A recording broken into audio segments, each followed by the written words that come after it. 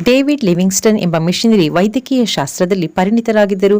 ಕರ್ತನ ಕರೆಯನ್ನು ಅಂಗೀಕರಿಸಿ ಆಫ್ರಿಕಾ ಖಂಡಕ್ಕೆ ಮಿಷನರಿಯಾಗಿ ಹೊರಟರು. ಸತ್ಯವೇದದಂತೆಯೇ ತನ್ನ ಜೀವನವನ್ನು ರೂಪಿಸಿಕೊಂಡು ಕಡೆಯವರೆಗೂ ಕರ್ತನ ಚಿತ್ತವನ್ನು ನೆರವೇರಿಸಿದರು. ಆತನಿಗೆ ಒಂದು ದಿನ ಭಯಂಕರವಾದ ಜ್ವರ ಹಿಡಿಯಿತು.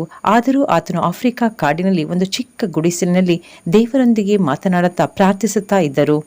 ಹೊತ್ತಾರೆ 4 ಗಂಟೆಗೆ ಆತನ ಸೇವಕನು ಆತನ ಕೋಣೆಗೆ ಬಂದಾಗ ಚಿಕ್ಕ ದೀಪದಲ್ಲಿ ತೆರೆದ ಸತ್ಯವೇದದ ಮುಂದೆ ಮೊಣಕಾಲೂರಿ ಸತ್ಯವೇದವನ್ನು ಓದುತ್ತಿರುವುದನ್ನು ಕಂಡು, ಅಯ್ಯ, ನೀವು ಜ್ವರದಿಂದ ಬಳಲುತ್ತಿರುವಿರಿ, ಮಲಗಿ ವಿಶ್ರಾಂತಿ ತೆಗೆದುಕೊಳ್ಳಬಾರದಾ ಎಂದು ಕೇಳಿದನು.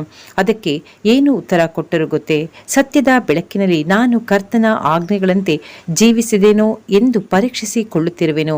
ಇನ್ನು ನಾನು ನೆರವೇರಿಸಬೇಕಾದ ಕಟ್ಟಳೆಗಳು ಇರುವುದಾದರೆ ಕರ್ತನೆ, ಅದನ್ನು ನನಗೆ ತೋರಿಸು ಎಂದು ಹೇಳುತ್ತಿದ್ದೇನೆ.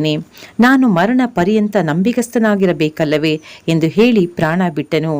ಕಗ್ಗತ್ತಲೆಯ ಖಂಡ ಎಂದೇ ಹೆಸರಾಗಿದ್ದ ಆಫ್ರಿಕಾ ಖಂಡವನ್ನು ಜಗತ್ತಿಗೆ ಪರಿಚಯಿಸಿದ ಕೀರ್ತಿ ಡೇವಿಡ್ ಲಿವಿಂಗ್ಸ್ಟನ್ ಅವರಿಗೆ ಸಲ್ಲಬೇಕು. ಕೇವಲ ಆಫ್ರಿಕಾ ಖಂಡವನ್ನು ಶೋಧಿಸಿದ್ದು ಮಾತ್ರ ಅಲ್ಲ, ಅಲ್ಲಿಯ ಜನಗಳಿಗೆ ಕ್ರಿಸ್ತನನ್ನು, ಆತನ ಪ್ರೀತಿಯನ್ನು ಪರಿಚಯಿಸುವುದಕ್ಕಾಗಿ ತನ್ನ ಕೊನೆಯ ಉಸಿರಿರುವವರೆಗೂ ಪ್ರಯಾಸ ಪಟ್ಟವರು ಡೇವಿಡ್ ಲಿವಿಂಗ್ಸ್ಟನ್. ಅವರ ಹೃದಯವು ಯಾವಾಗಲೂ ಆಫ್ರಿಕಾ ಖಂಡಕ್ಕಾಗಿ ಮಿಡಿಯುತ್ತಿತ್ತು.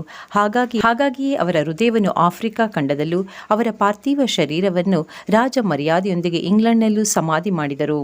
ದೇವಮಕ್ಕಳೇ, ನೀವೂ ಸಹ ಸತ್ಯವೇದದ ಬೆಳಕಿನ ಅಡಿಯಲ್ಲಿ ನಿಮ್ಮನ್ನು ನೀವು ಪರೀಕ್ಷಿಸಿಕೊಳ್ಳಿ. ಕರ್ತನಲ್ಲಿ ಕಡೆಯವರೆಗೂ ನೆಲೆಗೊಳ್ಳಲು, ಮರಣ ಪರ್ಯಂತ ನಂಬಿಗಸ್ತರಾಗಿ ಇರಲು ಸತ್ಯವೇದ ವಾಕ್ಯಗಳು ಸಹಾಯ ಮಾಡುವುದು.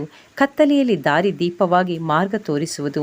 ನೀವು ನಡೆಯಬೇಕಾದ ಮಾರ್ಗ ಇದೇ, ಇದರಲ್ಲಿ ನಡೆ ಎಂಬ ಶಬ್ದ ನಿಮ್ಮ ಕಿವಿಗಳಲ್ಲಿ ಕೇಳುವಂತೆ ಮಾಡುವುದು.